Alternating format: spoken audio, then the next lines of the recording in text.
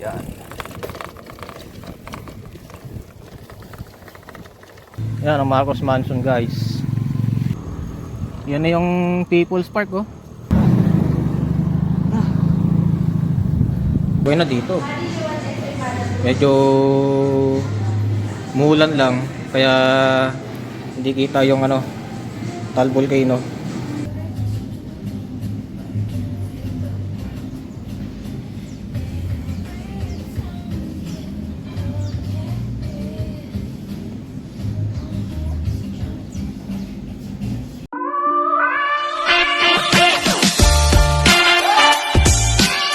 Alright guys, good morning sa ating mga kaistorya, and welcome ulit sa aking YouTube channel. At ngayong araw ay susubukan naman natin na makyat ng Marcos Mansion, guys. Actually first time ko lang na makakyat doon, and as for now nagpahinga muna tayo dito sa Circulo Market. Yan. So dito tayo sa isang elliptical road dito sa Nuvali, dito sa may barangay Pitlan, Cabuyao. Tutumbukin natin yan, yung kaliwa na yan, and then dediretso tayo papunta dun sa Marcos Mansion. So actually first time ko lang talaga, and subukan natin ating endurance.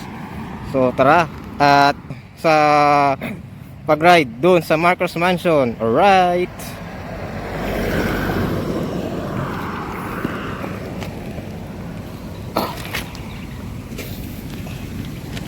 So itong guys na pakaliwang ito ay papuntang Santa Rosa sa may Nuvali. Pero hindi tayo dyan dadaan, guys, kundi dito sa padirektang ito. So didiretso pa tayo.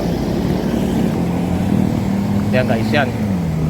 Kung may nakita tayo signage na Kanlubang Golf and Country Club, yan tayo didiretso. Yan yung papuntang Marcos Mansion.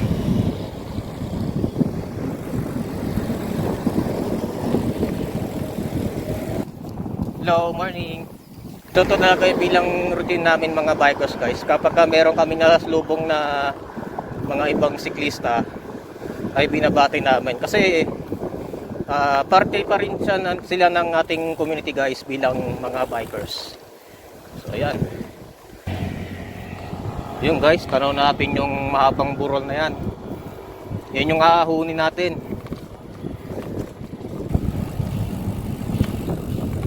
Hoy, unang ahon.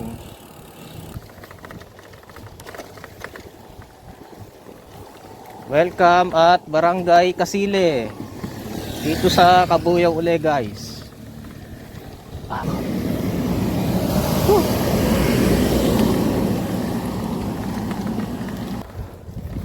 Yan guys, oh, may tingyahan, oh. Yan.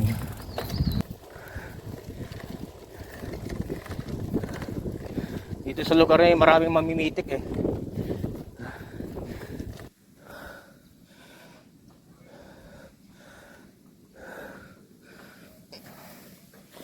Sayang wala si Kapitik. Oh, picture sana ako. Ang daming ano dito dati, oh. Mga photographers. May mga titinda dito sa gilid-gilid. Hindi lang natin sila naabutan. Sayang.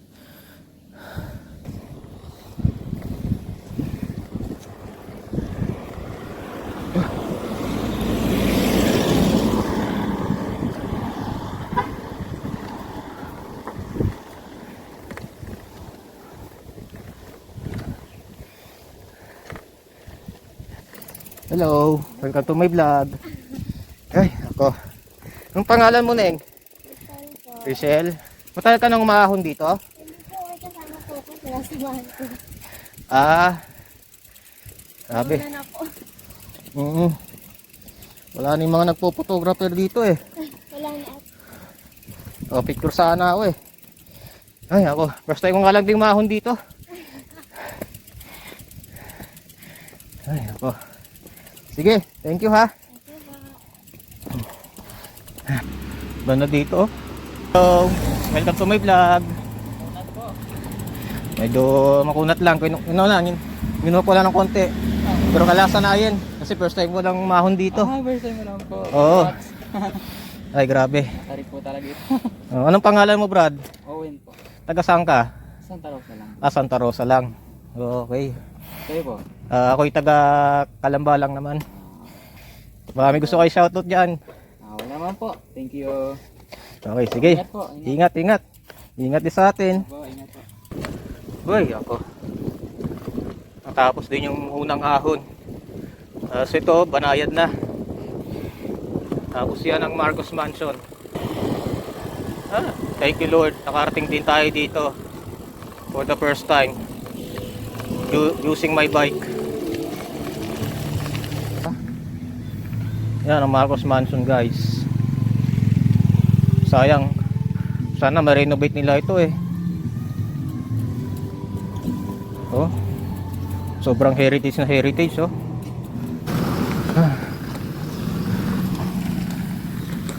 Aang ulit tayo guys para subukan natin. Hello Brad, welcome to my vlog. Ride safety ah. Sige, thank you. Ride safe din sa inyo. Alright guys, ito yung tawagin ay Kambal Ahon. Yan, bakit tinawag na Kambal Ahon? Kasi may dalawang ahon yan guys. Ito yung unang ahon. Tapos sa likod nito may pangalawang ahon pa.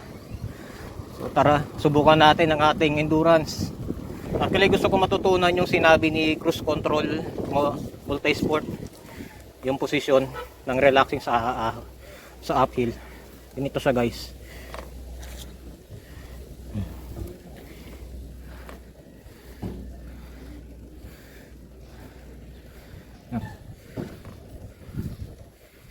Tapos kailangan yung likod mo nakaposisyon sa likod.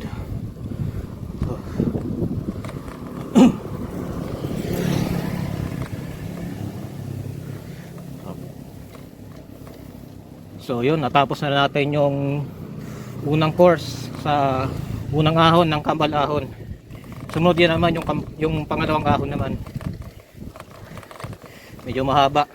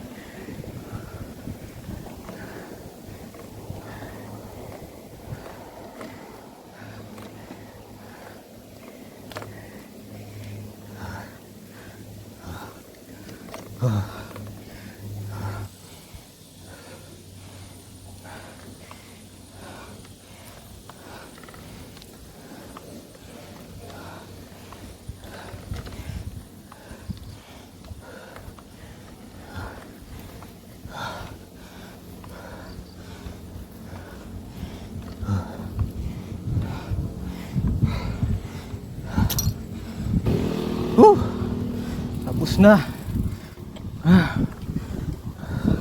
Thank you Lord.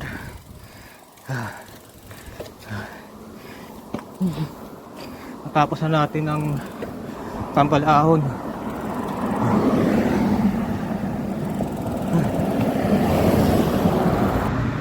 Okay guys, so drinks muna tayo. Yan yung inahon natin. Puro ahon yan guys, mula dun sa baba may Marcos Mansion. Tapos ito pa yung ahahonin natin. Ayan, nabos sa ating lakas.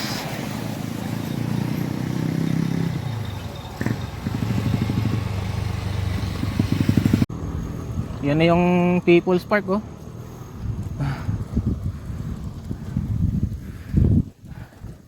Welcome here at Tagaytay. Yuhu! Grabe, nakarating din tayo dito. Thank you Lord. This is my first time na makaakyat dito sa Tagaytay gamit ang bike. Ako.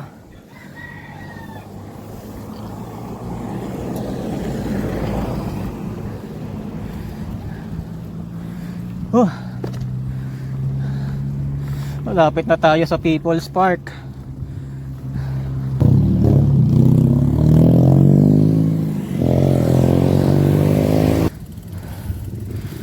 Meron natin ating bike dito sa Dapdap East. Grabe.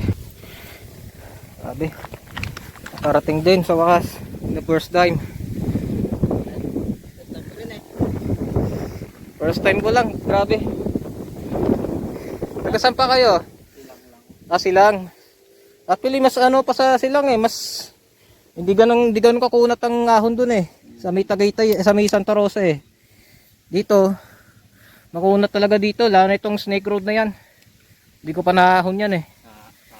Mabata. Oo. Grabe yan. Matindi yan. Lalapa ata dito sa Red Bull yan. Oh, malala pa yan. Grabe. Ayan nga, mga taga Silang Cavite pa oh. Okay kayo dyan guys.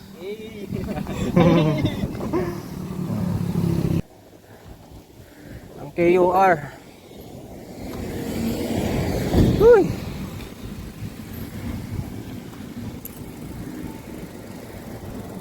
Nakarating din tayo dito. Oh.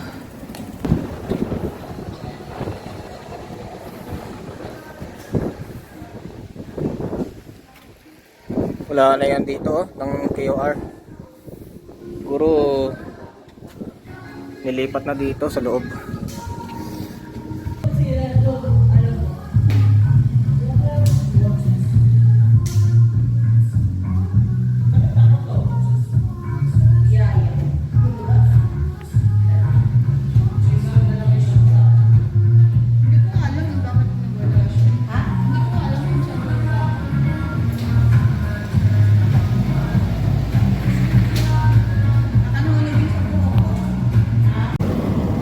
Ay, salamat. Highway na tayo. Na guys, dito tayo bababa mamaya. Pabalik. Kasi ano, ang nangyari kasi guys, baka hindi natin kayaning lumusong doon sa Repal mamaya kasi ano, nagka-problema yung preno natin kasi pag dumaan kasi tayo dito, medyo manahit lang kasi ang lusong dito kaya medyo safe tayo. So mamaya dito tayo bababa pauwi sa atin sa Kalamba. Ngayon puntahan natin yung Starbucks Siraya, yung sikat na cafe yan dito sa Tagaytay. Alright guys, kape muna tayo dito. Yan, na may magandang viewing.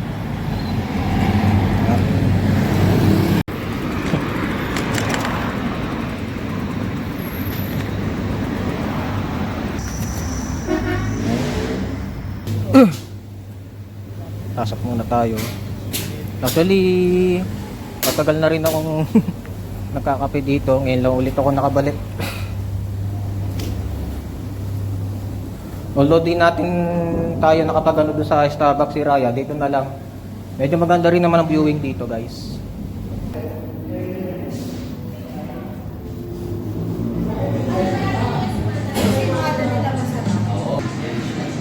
Okay na dito. Medyo muulan lang kaya hindi kita yung ano, Taal Volcano.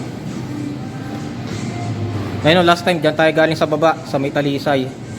Yung baba na yan, yung makikita nyo guys, yung mga bayan na yan, Talisay, Batangas na yan. Yan yung merong kinayan natin last week na lumihan dyan sa baba na yan.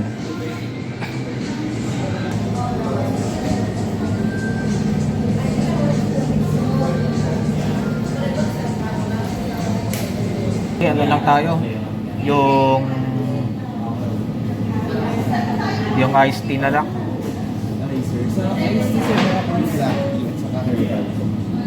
Yung herbal medyo matamis na rin yun. Tapos fruity naman. Okay. Yung ano lang, yung tall lang. Small size po. For dining prices? Oh, dining. Alright, iced tea.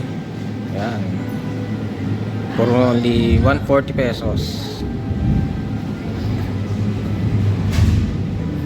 Yan, dito tayo para may magandang viewing guys.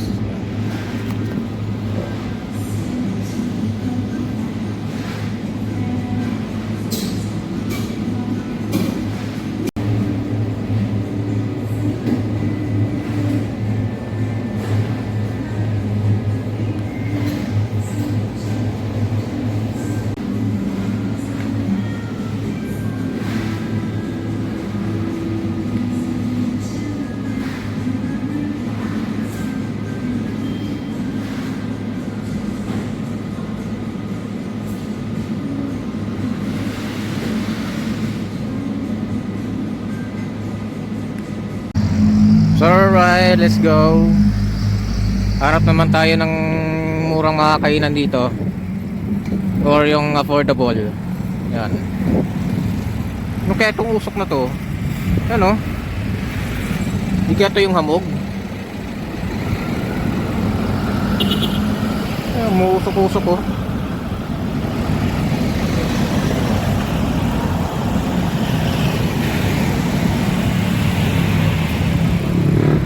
Alright guys, meron din akong nakita dito na ewan ko kung may kainan yata dito.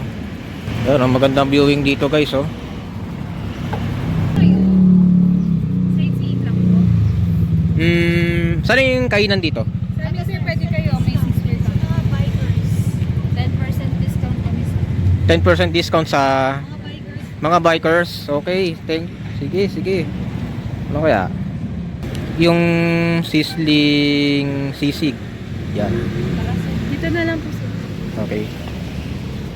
Sa mga bikers, meron silang 10% discount. Pero sir, dito po sa ganito namin. Kasi po since ano na po siya, budget friendly na po siya. Hindi na po kami nag-offer ng 10%. Okay.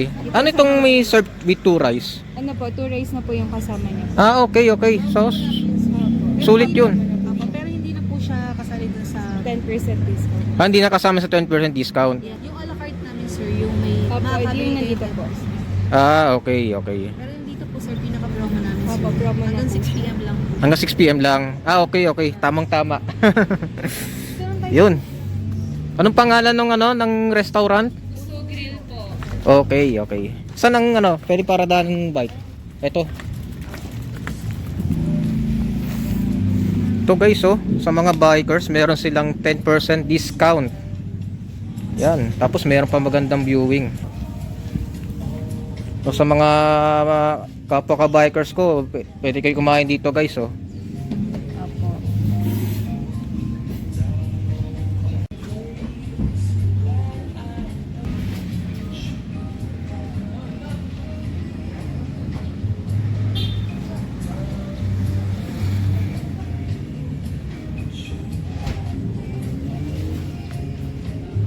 Yun. Grabe. Solid guys oh. Sige. Sizzling sisig tapos meron ng 2 rice. Ayan guys oh. Tara, let's eat na.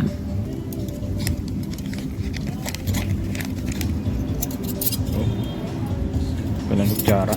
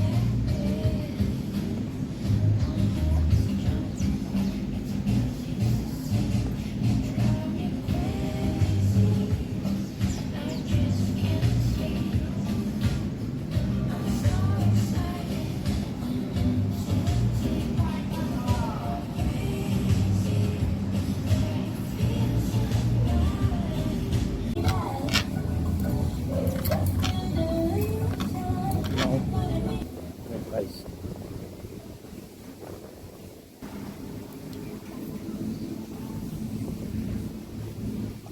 Sarap. Sobra. Really solid na yung 100 plus pesos dito sa kanilang sisig tapos meron pa siyang side dish na mga gulay. So kahit paano magiging healthy rin tayo. Tapos meron pang 2 kanin guys. So solid na solid guys. Puso Restaurant dito sa may Tagaytay.